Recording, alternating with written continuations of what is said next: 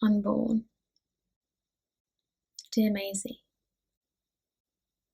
I'm able to picture your face so vividly.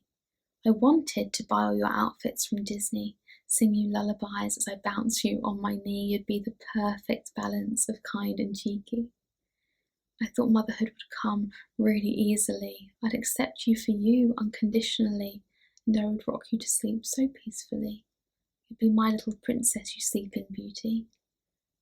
I learned tough lessons so you wouldn't hurt like me, but I didn't know then that it wasn't to be, that I'd struggle with my health and fertility, that my sweet-natured girl might be a fantasy. Instead, I'm sitting here in gynecology, the doctor's talking to me about surgery, how the risks increase with each laparoscopy, and I have to stifle the screams inside of me. I've had problems ever since I hit puberty. It has been a never-ending, painful journey. This path has been truly incredibly lonely, not to mention it's crippled me financially. 13 years to diagnose me officially, and a laparoscopy does not come cheaply. I should know, because I had to go privately just to discover what the hell is wrong with me. My body is impacted systemically. I'm made to feel like a nuisance regularly. Endometriosis stole my best years from me. Patients should not be forced to wait so patiently. They say I'm the 1 in 10 statistically, but believe me, these figures cannot really be, because women get ignored by their own GP, so it really means nothing that healthcare is free. It's like daggers in my pelvis, pain rectally, the backache and stomach cramps are sheer agony. Like barbed wire is penetrating me deeply. Every day I just feel tired and sleepy. I can feel my colon, rectum and ovary, because things are not where they are supposed to be. The adhesions pull me apart internally, and I'm expected to carry on normally. There's not a single part that isn't hurting me. My body is treating me disrespectfully. I can't bear it affecting my mobility and wreaking havoc with my gut motility. I've starved myself in a bid to be symptom-free, as food feels like burning lava inside of me. I declined all invites to go out socially, stuck in this vessel. It's not a nice place to be. When you see me out, there is a whole backstory. I will be paying for it disproportionately. It takes rest days and managing food so strictly, and sometimes my safe foods become the enemy. 22 years to be taken seriously, but this doctor seemed to be listening to me when I explained my issues with PMDD. He promised that he would try to fix things quickly.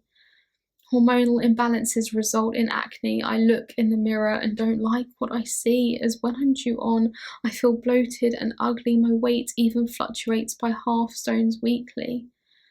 Plagued by migraines, nausea, chemical sensitivity, also heat intolerance makes me feel poorly. I'm forced to take painkillers far too frequently, and yet everyone tells me I look so healthy. I always experience pain sexually, so have limited myself emotionally. I'm avoiding forming bonds romantically because my future prospects feel rather scary.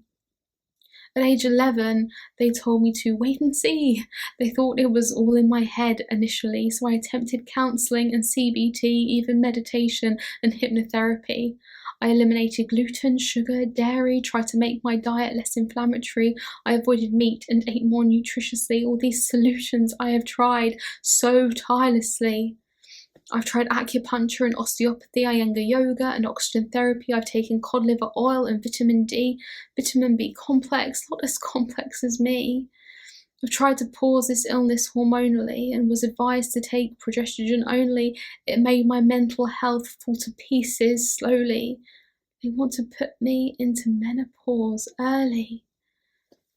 They've operated twice, but still, no remedy. I'm exhausting all options, unfortunately. I can't imagine living like this eternally. I think this disease will soon be the death of me. I'm just a shell of the person I used to be. This process has consumed all of my energy. I've been medically gaslit, treated poorly, disbelieved by those who were supposed to love me. I've been accused of playing the ill card. Sadly, this condition has actually picked my friends for me. Their behaviour has affected me harmfully. but it's taught me to treat people extra gently. I missed far too much school and university. People probably just assume that I'm lazy. It's a battle they cannot see on the daily, the curse of invisible disability. In vain, I trained to work as an actuary so that money would never have to be a worry, but so many years have passed by in a flurry and I'm no further on in my recovery. I'd make a relatively useless employee as I'm too sick to work efficiently and my health causes unreliability, so I can't contribute to the economy. People think that I'm living the life of Riley and they envy the lifestyle rather naively, what they would give just to stay in bed leisurely, but it's not much fun when it's indefinitely. I'm incredibly restricted physically most days, just a shower feels like a victory. On top, I'm fighting this crippling anxiety and all these expectations of society. I just want to live comfortably and pain-free without all these hurdles being in front of me. Suicide is something we discuss frequently as I'm starting to give up pretty rapidly. Now, I have somehow reached the age of 33 and the old boys at parties ask questions of me like, why don't you already have a family? And I try to shrug it all off nonchalantly. But worse still, this condition's hereditary, so this nightmare I'm living wouldn't end with me. This pain is too crushing, and then there's the ME. I can't do that to a small version of Lucy. Could I even become pregnant naturally? My endo makes me look it. Ironically, I'd have adored you in every capacity, but you'd have my brown eyes and my broken body. PCOS may impact conception for me, and adenomyosis makes that more likely. I feel too ill to raise a kid adequately. These issues are bleeding me dry persistently. I could freeze my eggs in a laboratory, jab myself with hormones subcutaneously and select the embryos genetically, but the whole process sounds expensive and risky. Maybe I should opt for a hysterectomy, so instead of you growing, there's a cavity, just this empty, barren and bruised fragility. One silver lining, no responsibility. I guess adoption is a possibility. You don't need to be mine biologically. When I hear about kids being treated badly, I think I'd love them more than their own family. If we consider the women in history, Henry VIII likely would have beheaded me.